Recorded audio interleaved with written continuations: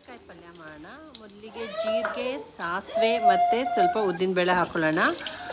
ಆನಂತರ ಅದಕ್ಕೆ ಕರಿಬೇವು ಮತ್ತು ಹಸಿರು ಮೆಣಸಿನ್ಕಾಯಿ, ಸ್ವಲ್ಪ ಇಂಗನ್ನ ಆ್ಯಡ್ ಮಾಡ್ಕೊಳ್ಳೋಣ. ಕರಿಬೇವು, ಹಸಿರು ಮೆಣಸಿನ್ಕಾಯಿ, ಇಂಗನ್ನ ಆ್ಯಡ್ ಮಾಡಿಕೊಂಡ್ರೆ ಆಯಿತು.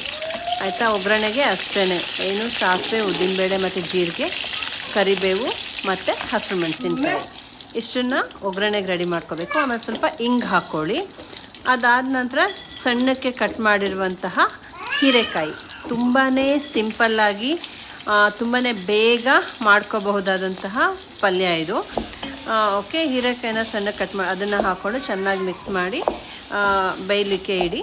ಅದಾದ ನಂತರ ಚೆನ್ನಾಗಿ ಬೆಂದಾದ ನಂತರ ಅದಕ್ಕೆ ಸ್ವಲ್ಪ ಕಾಯಿ ತುರಿನ ಆ್ಯಡ್ ಮಾಡಿದರೆ ಹೀರೆಕಾಯಿ ಪಲ್ಯ ರೆಡಿ.